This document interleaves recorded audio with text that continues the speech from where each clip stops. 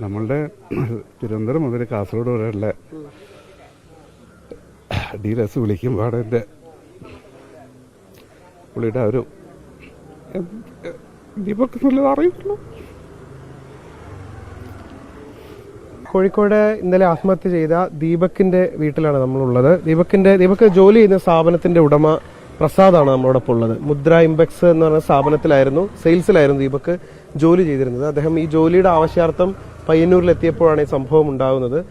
മരണത്തിനു മുൻപ് സ്ഥാപനത്തിന്റെ ഉടമ അദ്ദേഹത്തെ വിളിച്ചു വരുത്തി സംസാരിക്കുകയും ആത്മധൈര്യം നൽകുകയും ഒക്കെ ചെയ്തിരുന്നു. അദ്ദേഹത്തോട് തന്നെ നമുക്ക് ചോദിക്കാം, എന്താണ് താങ്കൾ അദ്ദേഹത്തോട് പറഞ്ഞത്? ആ സമയത്ത് വിളിച്ചു വരുത്തി പറഞ്ഞത്?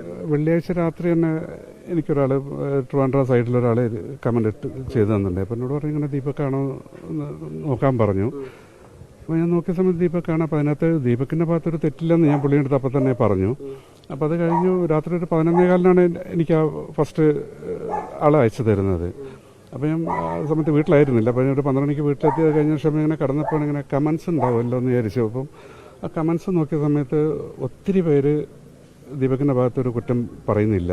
എല്ലാവരും ആ ഒരു പെൺകുട്ടീനെ പറ്റിയിട്ടേ പറയുന്നുള്ളൂ. അപ്പോൾ ഞാനൊരു 2:30 മണി വരെ കമൻസ് വായിച്ചുകൊണ്ടേയിരുന്നു. അപ്പോൾ അതിനകത്ത് കുറച്ച് സ്ക്രീൻഷോട്ടൊക്കെ എടുത്ത് വെച്ചു. ദീപകിനെ കാണിക്കണമല്ലോ. അപ്പം സാറ്റർഡേ പിന്നെ ഞാൻ ഉദ്ദേശിച്ചു ഫോണിൽ വിളിച്ചില്ല. വിളിച്ച് മീൻസ് എന്ന് വെച്ച് കഴിഞ്ഞാൽ ഫോണിൽ കൂടെ നമ്മൾ സംസാരിക്കുമ്പോൾ ഏത് രീതിയിലാണ് പുള്ളി എടുക്കുന്നത് പറയാൻ പറ്റില്ലല്ലോ. അപ്പം വിളിച്ച് വരുത്തി കാര്യങ്ങളിരുന്ന് സംസാരിച്ചു. ഇങ്ങനെയാണ് ഇതിൻ്റെ ഭാഗത്തൊരു തെറ്റില്ല. അപ്പം നമ്മൾ എന്തെങ്കിലും കൗണ്ടറായിട്ട് നമ്മൾ എന്താ ചെയ്യേണ്ടതെന്ന് വെച്ചാൽ ചെയ്യാം. അപ്പം ഇങ്ങനെ സ്ക്രീൻഷോട്ടുകളൊക്കെ കാണിച്ചു കൊടുത്തു. ഇങ്ങനെയൊക്കെയാണ് എല്ലാവരും പറയുന്നതുകൊണ്ടൊന്നും പേടിക്കാനൊന്നുമില്ല, വേണ്ടതെന്ന് വെച്ചാൽ ചെയ്യാൻ. അപ്പോൾ ഞാൻ എഡ്യൂക്കേറ്റിനെ കാണുക ആദ്യം വേണ്ടത്. കാരണം വെച്ചാൽ നമ്മൾ പറയുന്നത് ശരിയായിക്കൊള്ളുന്നില്ലല്ലോ. അപ്പോൾ അവർക്ക് എൻ്റെ നിയമപരമായ രീതിയിൽ എന്താണെന്നുള്ള അവർ പറഞ്ഞു തരുമല്ലോ. അപ്പോൾ പോലീസ് സ്റ്റേഷനിൽ ഡയറക്റ്റ് നമ്മൾ പോയി കേസ് കൊടുക്കുകയാണോ അല്ലെങ്കിൽ നമ്മൾ ഇങ്ങനെ കൊടുത്താൽ മതിയോ, കോർട്ടിൽ കൊടുക്കുകയാണോ എന്നതെല്ലാം അറിയില്ലല്ലോ.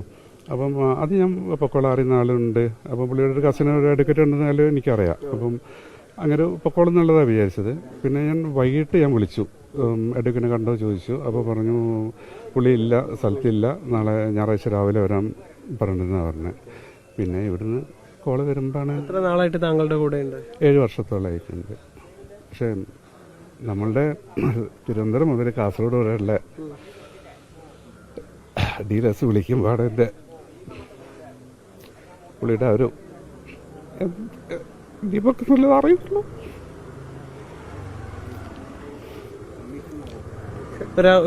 ഒരിടത്ത് പോലും ഒരിക്കൽ പോലും ഇങ്ങനെ എന്തെങ്കിലും ഒരു കാര്യവും കേട്ടിട്ടില്ല അങ്ങ്? അതായും പറഞ്ഞത്. ഇപ്പോ സ്വന്തം സ്ഥാപനത്തിന്റെ ഉടമയാണ് സംസാരിച്ചത്. അദ്ദേഹം എത്ര വൈകാരികമായിട്ടാണ് ദീപകിനെ കുറിച്ച് പറയുന്നത് എന്ന് നമ്മൾ കേട്ടു.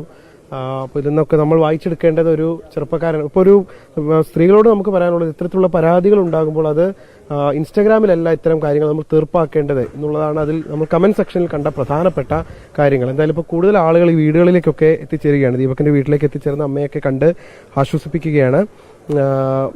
ഇനിയിപ്പോൾ കൂടുതൽ നടപടികളുമായി മുന്നോട്ട് പോകുന്ന മെൻസ് കമ്മീഷനും ഇതിനോടകം തന്നെ അറിയിച്ചിട്ടുമുണ്ട്. മുനീഫ് തിരൂരിനൊപ്പം നിഖിൽ പ്രമേഷ്, 24 കോഴിക്കോട്. ലോകത്തെവിടെയായാലും ഏത് സമയത്തും 24 വാർത്തകളും ഓഗ്മെന്റഡ് റിയാലിറ്റി പാക്കേജുകളും എക്സ്പ്ലെയിനറുകളും വിശദമായി കാണാൻ ഞങ്ങളുടെ യൂട്യൂബ് ചാനൽ നിങ്ങൾക്ക് സബ്സ്ക്രൈബ് ചെയ്യാം.